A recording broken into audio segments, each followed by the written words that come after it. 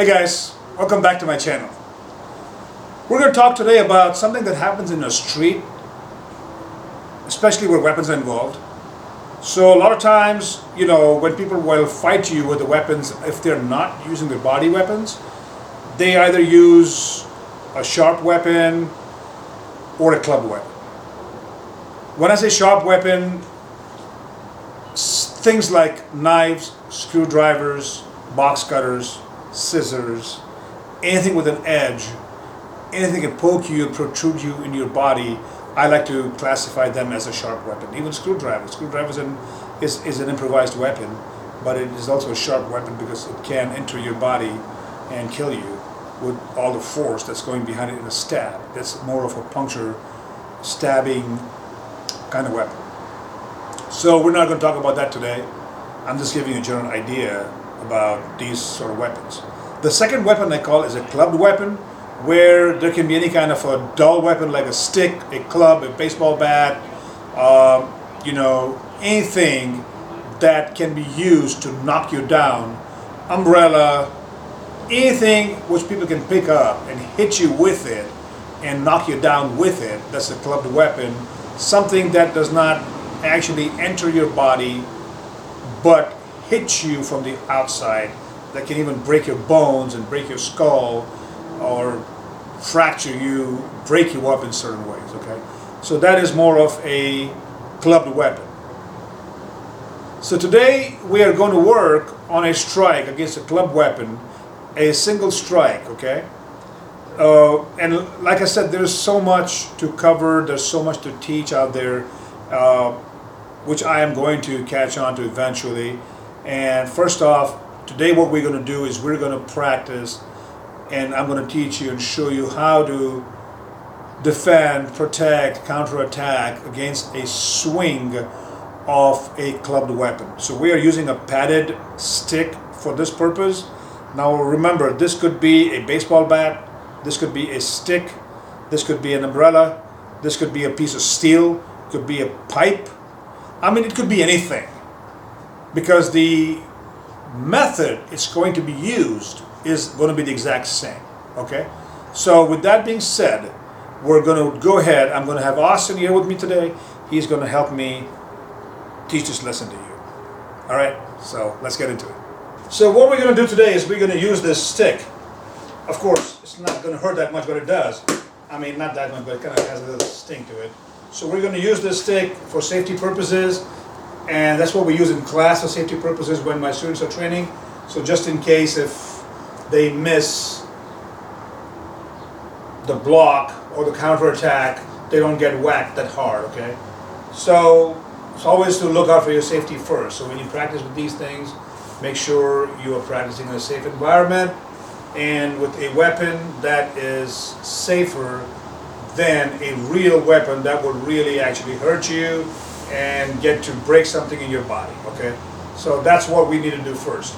So now this guy has a weapon in his hand, and what he's going to do is first we're going to do the same thing against a single-handed attack and then a two-handed attack. This two-handed attack could be a club, it could be anything, all right? So the first swing is a very common swing where people are going to take the club from here, and they're going to swing into you and try to hit you.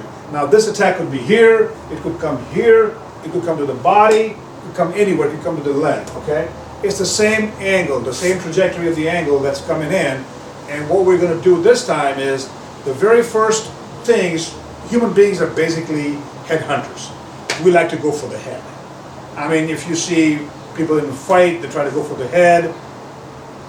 Even if you see martial arts fights, everywhere we try to go for the head, because we know that once we get the head out of the game, it's lights out, okay?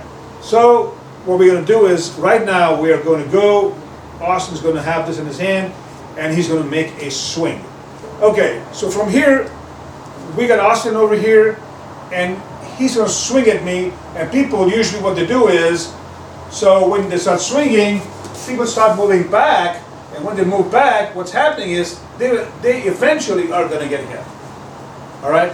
Because that guy is going to keep coming in, he's going to keep coming in, you're going to run out of running space, and he's going to keep coming in, but remember, he's got a weapon in the hand. And in the end, you are going to get hit.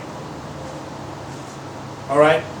So, the best way to counter this attack is when he starts coming into you, you're moving into him. Okay? This is basically your auto forearm block or your knife and block. You're going to block it. You're going to stop it. You're going to take that.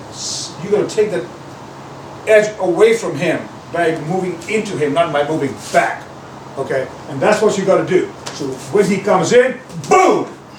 As you block him, you're taking that fist, boom, boom, right in the head. You are not going to stop because he's got a weapon in the hand. I'm going to smack him in the head, bam, throw an elbow in the chest if I have to, bring my head down, smash my knee if I have to, and just that all depends how much he's out there. Hopefully, the first 2 punches is going to knock him out and put him down on the ground. Okay, it's not hopefully, it's all through training, and I've seen that happen. I've taken guys out in one shots like that, and you know, you hit him in the chin or you hit him in the cheekbone, they go down. Okay, all right. Now another thing. From here, when you block, what I do is I wrap my hand around. I'm going to hit him. I'm going to put my elbow in him.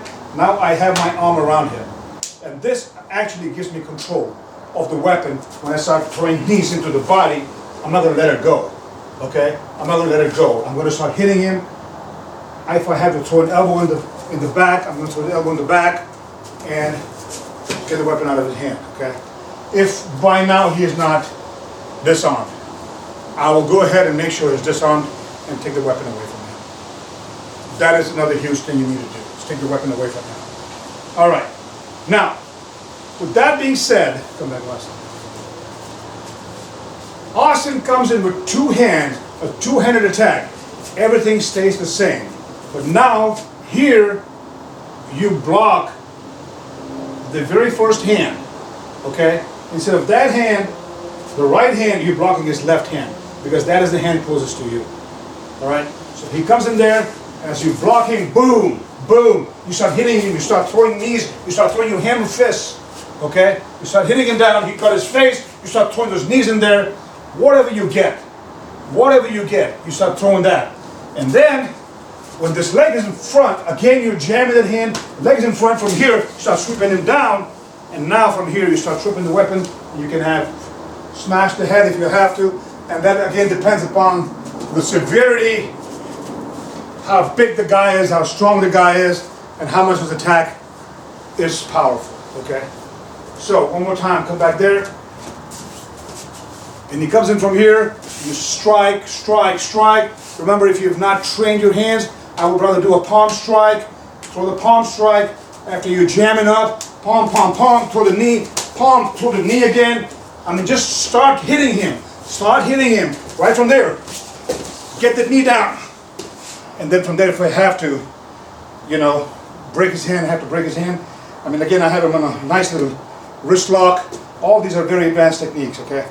We can get on these little bitty things and as we move ahead. Take whatever you get. And remember, it doesn't matter if Austin is a smaller guy than me, he's equalizing his attack by having a weapon in his hand. Alright? So once he has a weapon, he's equalized our size and strength by getting a weapon. Okay? Hopefully, you guys learned something from this lesson. If you have any questions, drop them down in the comments below, and I will answer you. And also, if you haven't subscribed to my channel yet, go ahead and subscribe. It would be a great time for you right now to go subscribe to my channel, share my videos, and spread the good word. Again, practice in a safe environment. Don't hurt one another. Practice, make it good. And one more time, if you have any comments, questions, please do ask and I will answer you back. Okay? And if that means making a new video to answer your question, I will do that also, because that's what keeps me motivated to do more stuff. Okay? All the best. Stay safe. Have a great Memorial Day weekend. And remember, فَإِنَّمَا الْأُسْرِ يُسْرًا. With every difficulty there is ease. Train hard.